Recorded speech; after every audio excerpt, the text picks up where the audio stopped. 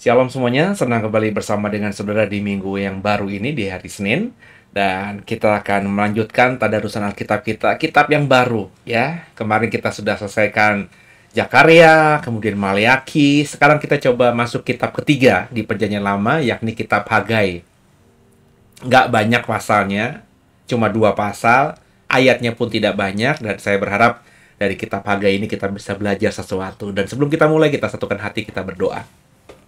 Bapak, kami mengucap syukur buat malam hari ini kami mau belajar tadarusan Alkitab, kitab Hagai. Bicara kepada kami sehingga apa yang dinubuatkan oleh Nabi Hagai ini bisa kami pahami dalam konteks kami yang hidup di 2022 ini. Dan akhirnya kami menjadi pribadi yang semakin baik di mata Tuhan dan jadi berkat buat sesama. Bicara kepada kami, jangan satupun kami yang kau lalui. Kami siap diberkati. Haleluya. Amin. Bapak Ibu bisa siapkan Alkitab kita ya, kita akan pelajari Hagai pasal yang pertama. Dan kita sebelum memulainya, membacanya, kita lihat beberapa pengumuman berikut ini.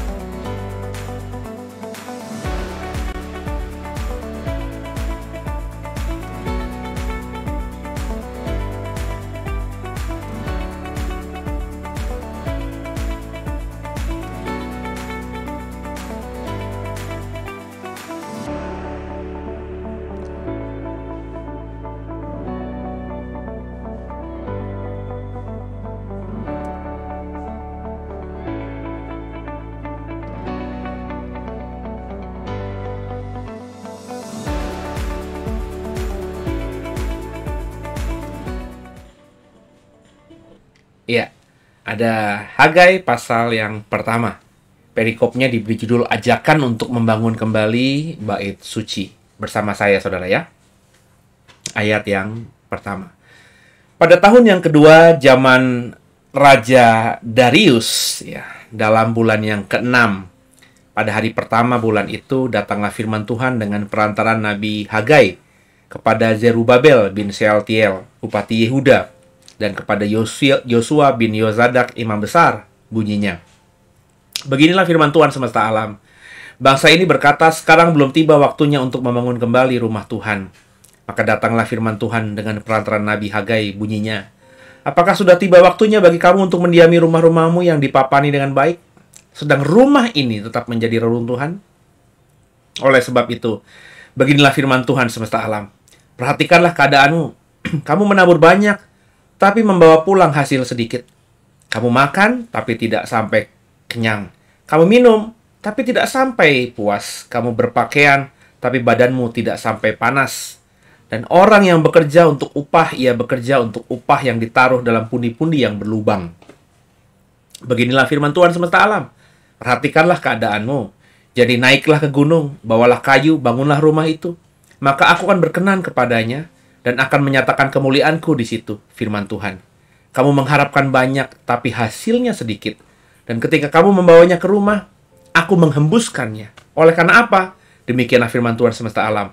Oleh karena rumahku yang tetap menjadi reruntuhan, sedang kamu masing-masing sibuk dengan urusan rumahnya sendiri. Itulah sebabnya langit menahan embunnya dan bumi menahan hasilnya. Dan aku memanggil kekeringan datang ke atas negeri, ke atas gunung-gunung, ke atas gandum, ke atas anggur, ke atas minyak, ke atas segala yang dihasilkan tanah. ke atas manusia, hewan, dan ke atas segala hasil usaha. Lalu Jerubabel bin Shealtiel dan Yosua bin Yosadak imam besar dan selebihnya dari bangsa itu mendengarkan suara Tuhan, Allah mereka, dan juga perkataan Nabi Hagai, sesuai dengan apa yang disuruhkan kepadanya oleh Tuhan, Allah mereka. Lalu takutlah bangsa itu kepada Tuhan. Maka berkatalah Hagai, utusan Tuhan itu, menurut pesan Tuhan kepada bangsa itu, demikian, Aku ini menyertai kamu, demikian firman Tuhan. Tuhan menggerakkan semangat Jerubabel bin Shealtiel, Bupati Yehuda, dan semangat Yosua bin Yosadak, imam besar, dan semangat selebihnya dari bangsa itu.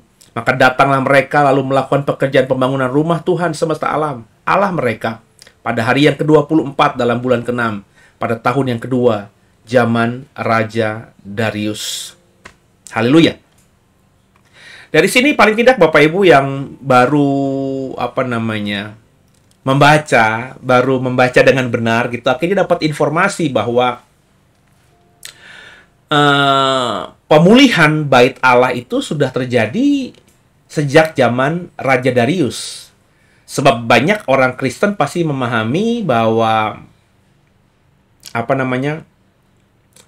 orang Israel yang kembali ya ke Babilonia, ya kembali ke tanah Israel, ke Yerusalem itu di zaman Raja Koresi, Raja Persia. Tapi rupanya pada tahun yang kedua zaman Raja Darius, bulan yang ke-6, orang-orang Israel sudah dapat perintah dari Tuhan lewat Hagai ini untuk kembali ke Yerusalem untuk membangun kembali rumah Tuhan. Dan orang-orang Israel ketika dapat firman ini berkata, ya belum waktunya lah kita untuk membangun rumah Tuhan.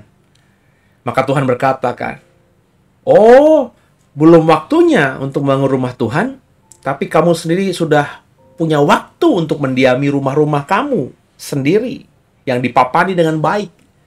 Seolah-olah Tuhan berkata kepada Israel, loh kamu bangun rumahmu sendiri dengan baik, sedangkan rumahku, di mana aku bertata dan aku ada Tuhanmu, di Yerusalem sedang hancur. Di sini konteksnya orang Israel mulai selfish, mulai egois. Kalau Bapak Ibu ingat khotbah saya hari Minggu kemarin, saya juga ngomongin soal ini. Orang Israel mulai tidak pedulikan Tuhan, tidak pedulikan lagi Yerusalem, tidak pedulikan lagi bait Allah. Mereka mulai merasa nyaman di negeri orang, lupakan tanah leluhur mereka, tanah perjanjian yang Tuhan janjikan kepada Abraham, Ishak, dan Yakub, dan keturunan mereka akan menjadi negeri yang luar biasa. Mereka lupa semua itu.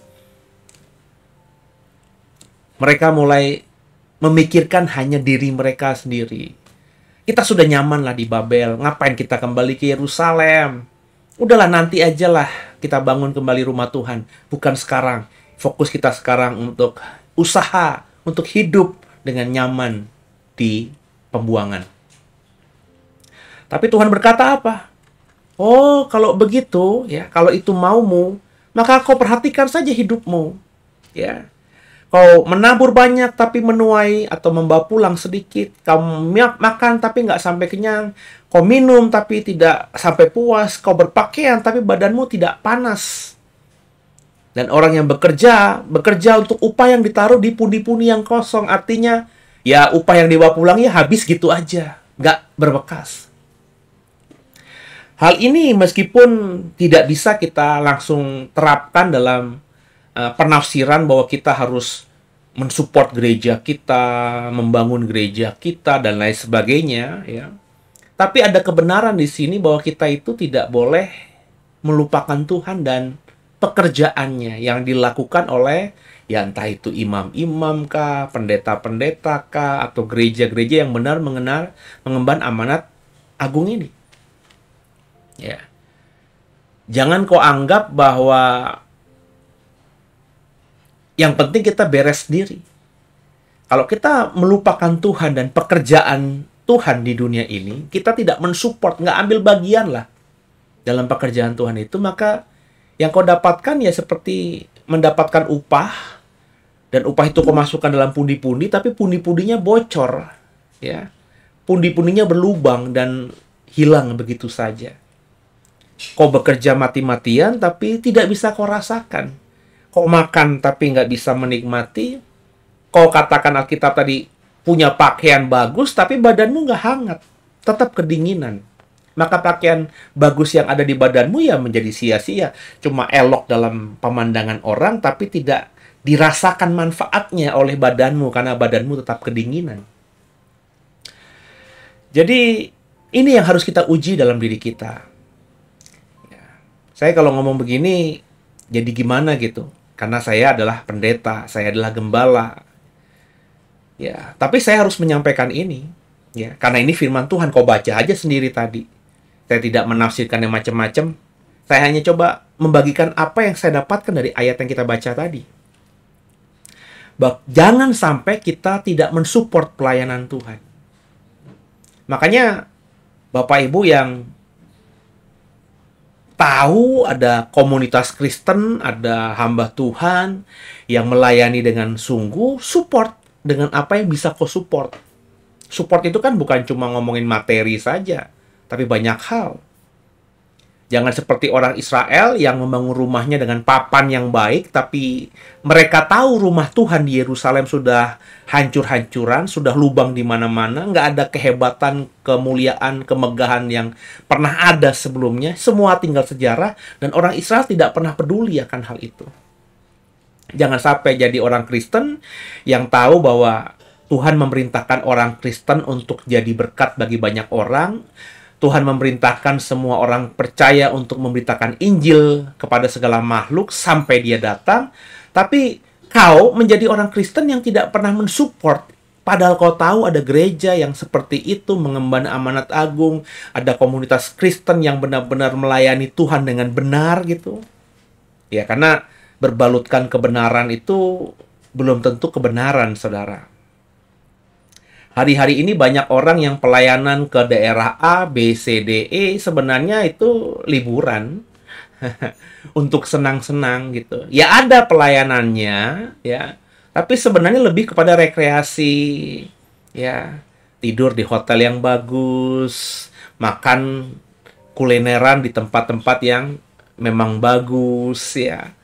Dari seminggu pelayanan, ya paling pelayanan cuma 3 kali saja, tapi sisanya jalan-jalan ke tempat wisata. Tapi agendanya agenda pelayanan ke daerah. Ya silahkan saja kalau kau mau melakukan itu, tapi bagi saya itu bukanlah sesuatu yang benar. Ya, kalau melayani ya masakan melayani di tempat yang enak gitu tidurnya. Ya kalau melayani apa namanya sebuah kota yang sudah mapan ya tentu kurang berdampak kan. Melayani harus ke gunung-gunung, ke daerah-daerah, ke tempat yang tak nyaman secara kehidupan sebagai orang kota, mestinya ke tempat seperti itu. Ya. Ya dulu zaman awal saya melayani ya seperti itu, Saudara. Tinggal di sebuah desa, tinggal di sebuah gereja yang ya tidak nyaman untuk ditiduri ya. Saya meskipun tidak berasal dari orang kaya, selalu tidur di kasur yang empuk gitu, di ranjang yang baik begitu, di kamar yang cukup nggak besar tapi sendirian. Di situ saya raja di kamar saya. Tiba-tiba harus sharing di sebuah kamar yang ya ukurannya sama dengan kamar saya di rumah, tapi ditinggali oleh 5-6 orang berdesak-desakan. Kamar mandi, antrian, ya. Ya, melayani pakai sepatu, pulang-pulang sepatunya becek, jadi kotor.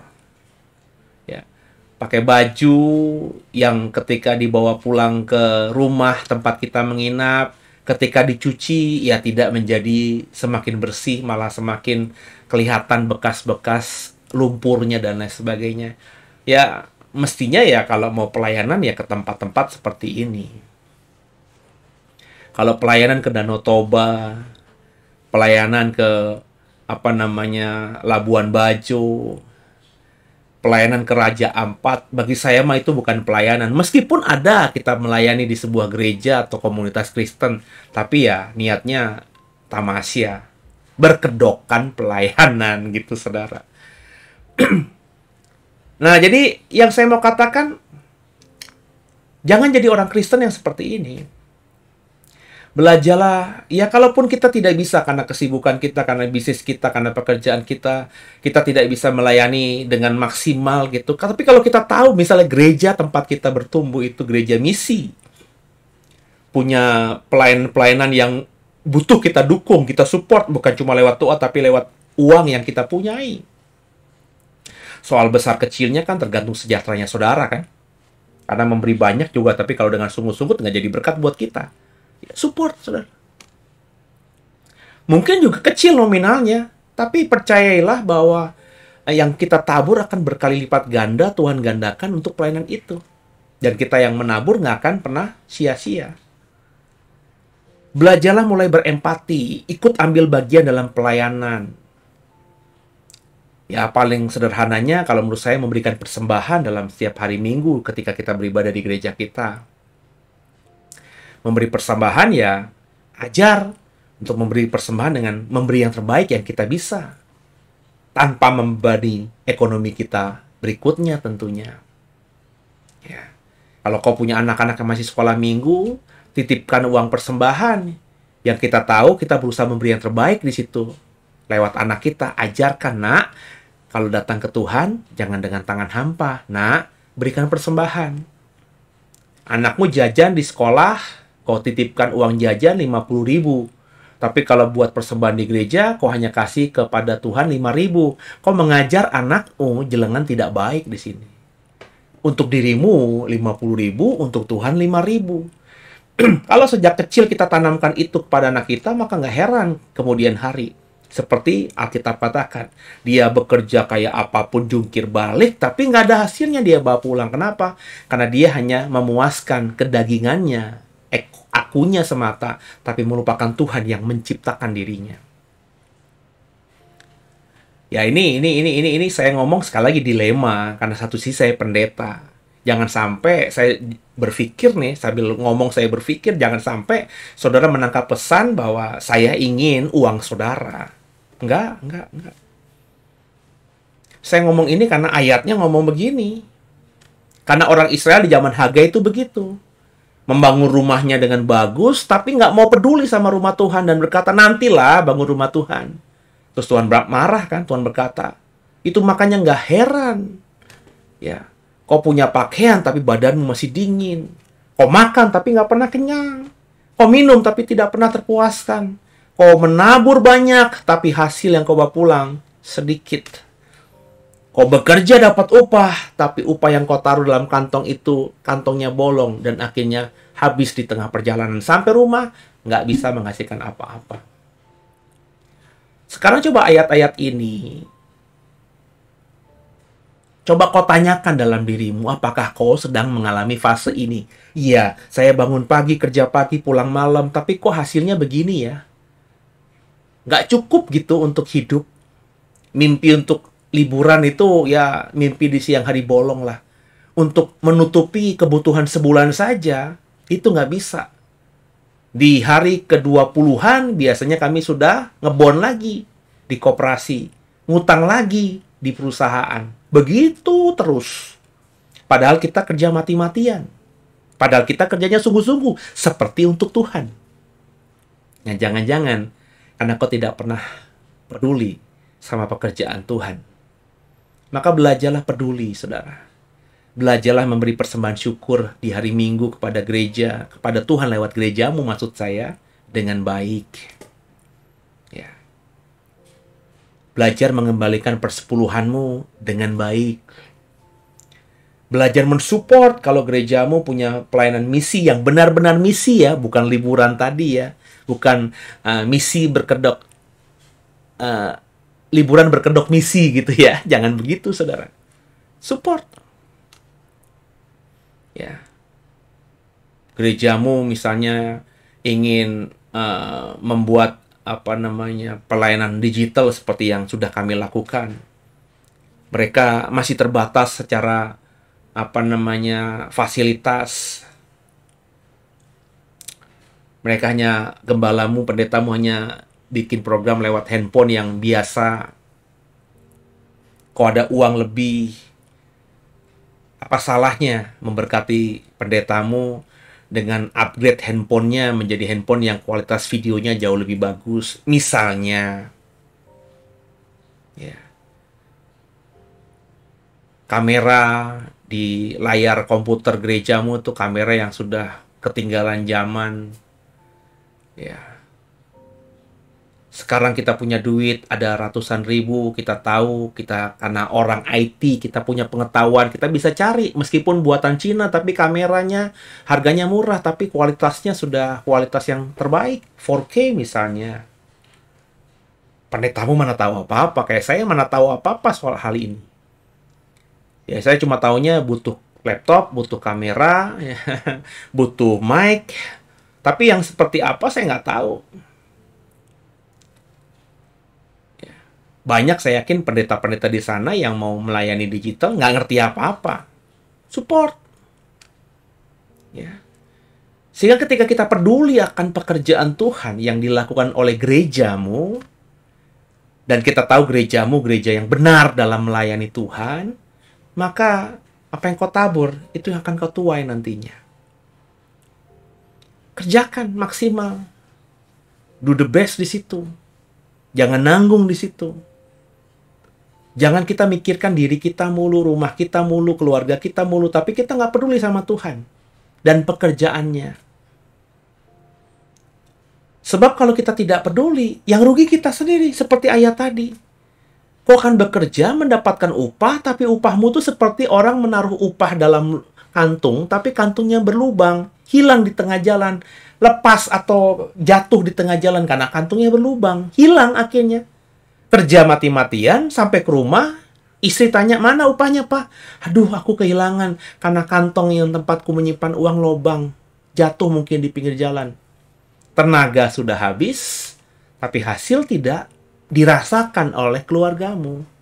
Nah, kalau ini sedang terjadi dalam hidupmu, coba introspeksi diri.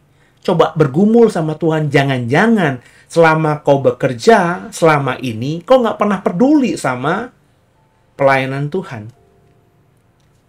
Hamba-hamba Tuhan. Nggak peduli sama gerejamu. Ya. Orang pelit aja sama orang lain nggak boleh, apalagi pelit sama Tuhan gitu maksud saya. Ya.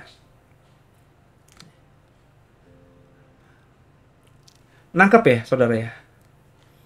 Saya yakin semua banyak di sini bukan jemaat saya, jadi saya ngomong ini agak enak dibanding kalau saya ngomong ini di mimbar The Way gitu. Karena kalau di mimbar The Way, di ibadah hari Minggu, yang dengar pasti kan jemaat The Way, paling tidak yang datang ke gereja. Saya keluh kalau ngomong begini. Ya. Tapi karena ini online, saya agak santai, dan terlebih saya tidak sedang mempersiapkan ngomong ini, saya hanya tadarusan.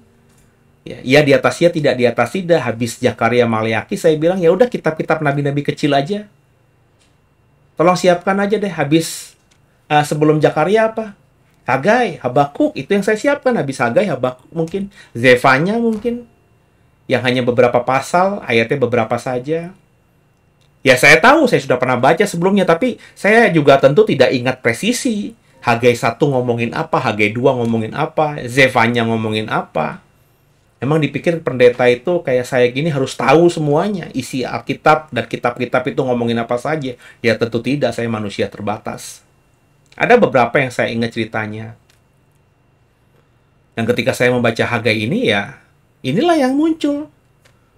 Bukan berarti saya tidak menduganya, saya tahu cerita soal Hagai, bahwa di zaman Hagai banyak orang Israel tidak pernah peduli sama rumah Tuhan yang sudah hancur itu. Akhirnya Tuhan hukum dengan cara mereka tidak terima berkat dengan luar biasa karena mereka sendiri yang menghalangi berkat itu. Sampai atas mereka dengan cara nggak pernah peduli sama rumah Tuhan. Jangan sampai apa yang sudah dialami oleh orang Israel zaman itu, kita rasakan, kita alami di zaman kita sekarang. Jangan pelit sama Tuhan. Maafkan saya berani ngomong, jangan pelit sama gerejamu. Support gerejamu.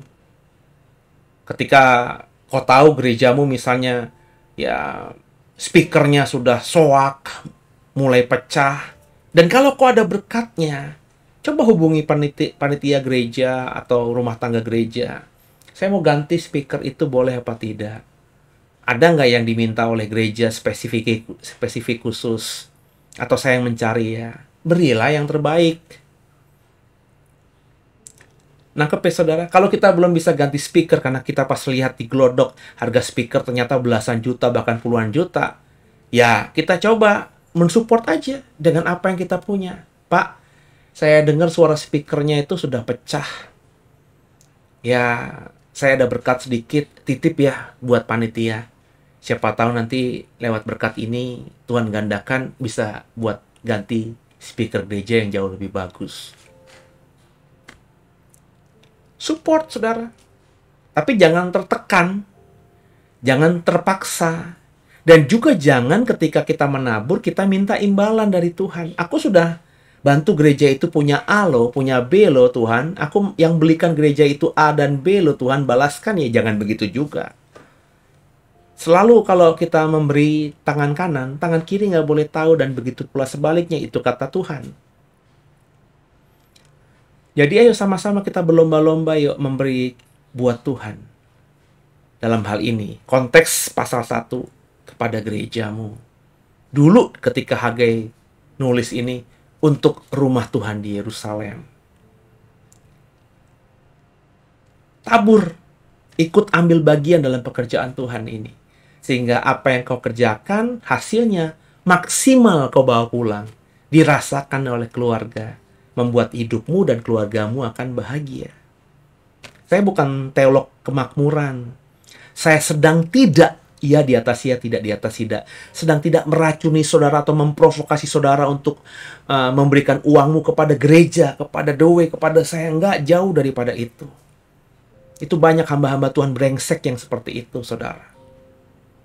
Mencari kekayaan, keuntungan dari memakai ayat-ayat untuk membuat jemaat melakukan seperti yang dia mau. Ayatnya dipakai oleh hamba Tuhan banyak di luar sana sebagai alat propaganda untuk mempengaruhi jemaat agar jemaat melakukan apa yang diinginkannya. Tapi saya bukan tipikal begitu. Saya bukan tipikal orang yang menyerang orang dengan memakai ayat atau menggunakan ayat untuk menyerang orang atau merubah orang atau memprovokasi orang. Makanya dalam pergumulan saya sebelum buat tadarusan ini, saya bilang, Tuhan, saya mau mengajar banyak apa kata Alkitab. Tapi saya nggak mau bikin program yang kayak gimana gitu.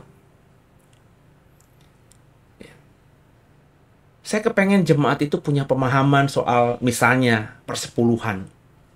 Tapi kalau saya bikin tema khusus soal persepuluhan, kesannya nanti saya yang pengen berharap persepuluhan itu. Wah, ada banyak kan topik-topik yang sensitif begitu. Yang saya tahu harus saya ajarkan, tapi kalau saya ajarkan dalam bentuk khotbah, ada jemaat nanti yang berpikir saya sedang berpolitik di situ, mencari keuntungan di situ. Saya nggak mau, makanya Tuhan apa dong, program apa nih? Sehingga saya bisa mengajarkan kebenaran firman Tuhan itu ya apa adanya, karena memang ayatnya begitu. Nah, tercetuslah ini, membaca Alkitab yuk. Tadarusan Alkitab yuk. Kan kita membaca satu kitab. Ya, jika ada hal-hal yang sensitif di situ kan bukan sedang saya mengkondisikan. Karena kebetulan aja kitab itu sedang kita baca hari ini. Dan dalam pasal tertentu, ayat tertentu di kitab itu sedang bicara ini. Maka dalam tadus ini saya lebih santai. Seperti saya sedang ngomong begini. Saya hampir nggak pernah memakai kitab Hagai itu dalam khotbah saya. Saya sudah jadi pendeta sejak 2005 jadi pengkhotbah. Hari ini 2022, 17 tahun saya jadi pendeta. Saya ngomong ya di atas ya, tidak di atas tidak. Tidak pernah sekalipun saya berkhotbah, menyiapkan khotbah. Berarti saya menafsirkan khotbah gitu ya, dari ayat Hagai ini. Karena ini ayat sensitif. Saya tidak mau menjadi orang yang jadi batu sandungan nanti bagi orang yang nggak ngerti apa-apa. Hampir-hampir saya nggak pernah khotbahkan soal persepuluhan di gereja. 8 tahun ada The Way, paling cuma satu hari Minggu. Saya pernah suatu waktu ngomongin soal persepuluhan. Kenapa? Karena dalam minggu tersebut ada banyak orang yang bertanya kepada saya soal persepuluhan. Jadi di minggu itu saya mendalami persepuluhan dan Tuhan gerakan. Daripada nanti orang tanya satu-satu, ya udah khotbahin aja. Jadilah materi persepuluhan. Tapi nggak pernah saya ulangi lagi. di tempat tripak yang baru, meskipun pergumulan kita besar di situ, ya. Tapi saya juga nggak pernah khotbah selama 3 tahun ini di tripak, di apartemen tripak, di gereja kita yang baru, gedung gereja kita yang baru, tentang persepuluhan. Ya. Nah, seperti ayat yang kita baca di Hagai ini. Ini kan ayatnya Bapak Ibu bisa baca dengan jelas kan? Saya kan cuma memberikan pencerahan sedikit saja. Bahwa ayat-ayat ini mengatakan bahwa orang Israel di zaman Raja Hagai, di zaman Nabi Hagai, ya, bukan Raja Nabi ya, mereka itu lebih memperdulikan membangun rumah mereka, dikasih papan yang baik, dan mereka nggak pernah peduli sama bait Allah. Itu yang membuat langit menahan embunnya dan bumi menahan hasilnya. Karena orang Israel tidak pernah peduli kepada Tuhan yang memberi embun dan memberi hasil bumi. Kalau kita hidup seperti ini, nggak pernah peduli sama pekerjaan Tuhan kepada gerejamu. Kalau kita baca ayat 11, Tuhan bisa ekstrim loh. Tuhan akan memanggil kekeringan datang atas negeri, ke atas gunung-gunung, ke atas gandum, ke atas anggur, ke atas minyak, ke atas apapun. Kalau kau jadi orang Kristen yang nggak pernah peduli dengan hal-hal yang seperti ini, memberi kepada Tuhan itu ya ala kadarnya aja, nggak pernah dengan berusaha ingin memberi yang terbaik dengan sukacita, dengan sukarela. Maka nggak heran hidupmu, sepanjang hidupmu, kau berat. Karena Tuhan memanggil kekeringan di tempat kerjamu, memberikan kekeringan di mana? Di anakmu, di istrimu, di suamimu, di orang tuamu.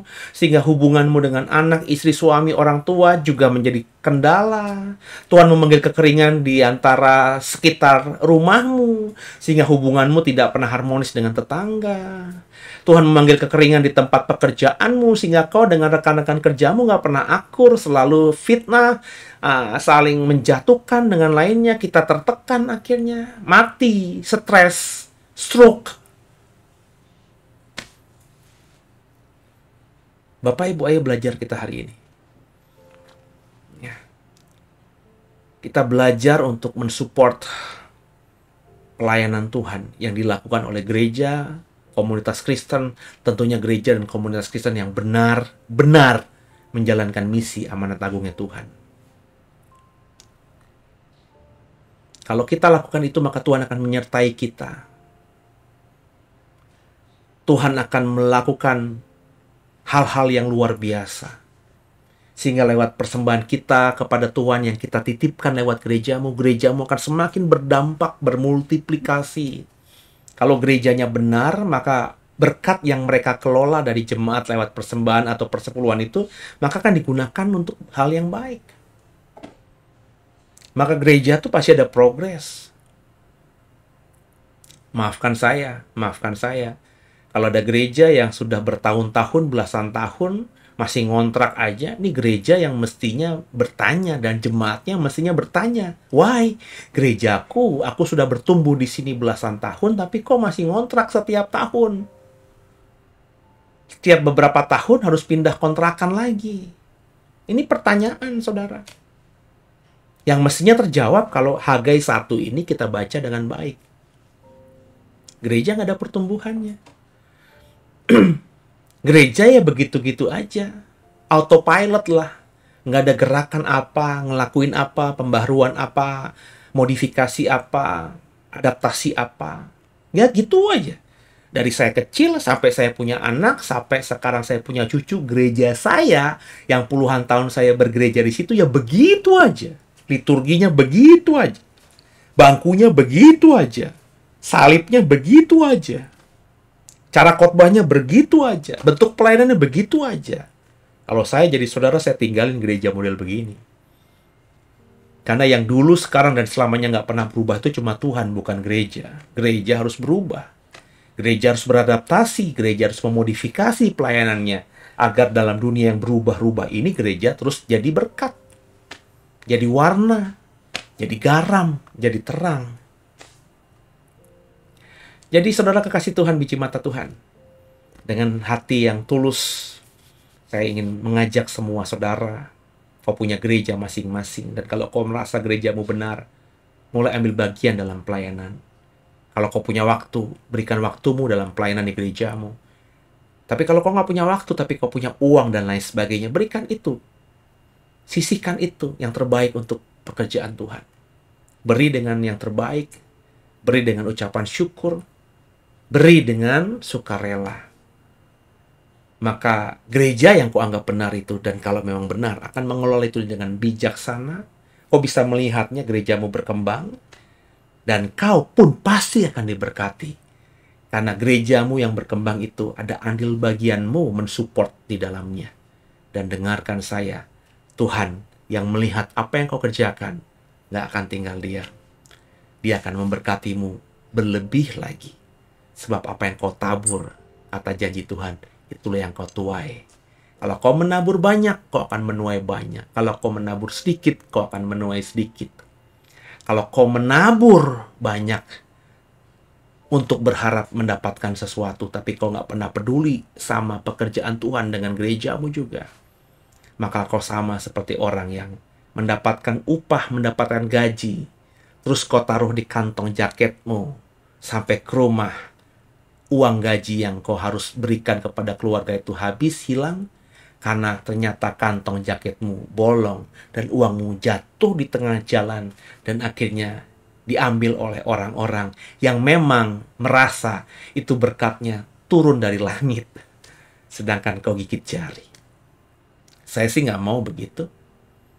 Saya sedang tidak menjerumuskan pemikiran saudara. Maka jangan aminkan apa yang saya katakan. Coba dibaca lagi ayatnya, ayat 1 sampai dengan ayat 15 Hagai 1 ini. Didalami lagi dan mulai kerjakan. Mulai support, mulai dukung, mulai bangun gerejamu dengan apa yang kau bisa. Ambil bagian dalam pekerjaan Tuhan yang dilakukan gerejamu sebagai sebuah keluarga besar. Jadilah member keluarga besar yang berkontribusi. Meskipun kecil, tapi ada kontribusimu, ada andilmu, sehingga gerejamu semakin berdampak bagi banyak orang. Semoga dikerjakan, semoga dipahami, dan saya berharap sungguh kita semua bisa sampai di titik itu.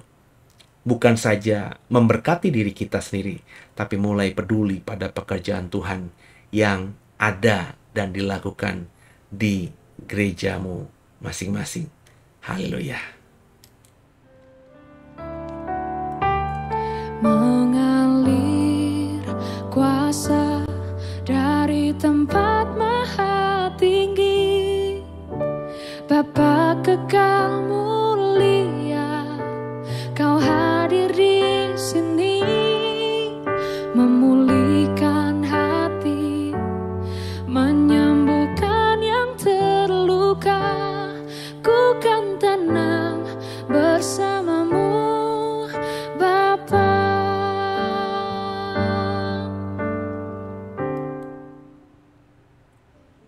Ya, kita sudah ada di penghujung program ini. Senang bersama dengan saudara. Semoga saudara memahami yang saya sampaikan, yang saya dapatkan dari membaca Hagai pasal 1 ini. Dan semua kita digerakkan Tuhan bersama-sama untuk bekerja sama. Saya sebagai pelayan Tuhan mengambil bagian untuk melakukan apa yang Tuhan perintahkan sebagai saya ketika dipanggil menjadi pelayan Tuhan. Kalau saudara tidak dipanggil menjadi seorang pekerja full-timer di gereja, maka ambil bagian untuk mensupport pelayanan itu. Supportlah gerejamu. Berilah kepada Tuhan lewat gerejamu. Sebab itu yang Tuhan mau. Jangan sampai rumahmu megah, sedangkan gereja tempat kau mendapatkan berkat makanan rohani setiap hari, setiap minggu, ternyata kekurangan. Ternyata tidak hidup dengan baik. Yuk, sama-sama kerjasama. Dan saya berharap ketika kita kerjakan, semua akan diberkati. Terima kasih buat kebersamaannya. Kita tutup dalam doa. Makasih Tuhan buat Hagai 1 ini kami belajar banyak. Kami diajar untuk mulai berubah dalam perspektif hidup ke depan, yakni ambil bagian dalam pelayanan yang dilakukan oleh gereja kami, mensupport dengan apa yang kami bisa support untuk mendukung pelayanan Tuhan yang dilakukan oleh gereja kami, komunitas Kristen tempat kami bertumbuh. Ampuni salah dosa kami Yesus Kristus adalah Tuhan Juru Selamat kami yang hidup, dan ke dalam tangan-Mu lah kami serahkan tubuh, jiwa, dan roh kami. Haleluya. Amin. Saudara, jangan lupa di-subscribe, di-like, dikasih komentar yang bagus, di-share program ini kepada yang lainnya, supaya yang lainnya mulai mengikuti tadarusan Alkitab kita yang sudah masuk di Kitab Perjanjian Lama. Jangan lupa juga dukung dalam doa, dan kalau saudara berkerinduan, ikut ambil bagian membesarkan pelayanan ini, ada nomor rekening yang ada, kau bisa tabur lewat materi yang kau digerakkan Tuhan, dan saya percaya, saya berjanji akan mengelola itu dengan baik nantinya. Terima kasih buat kebersamaan malam hari ini. Besok hari kita lanjutkan Hagai pasal 2. Selamat istirahat, Tuhan Yesus memberkati semua kita. Haleluya.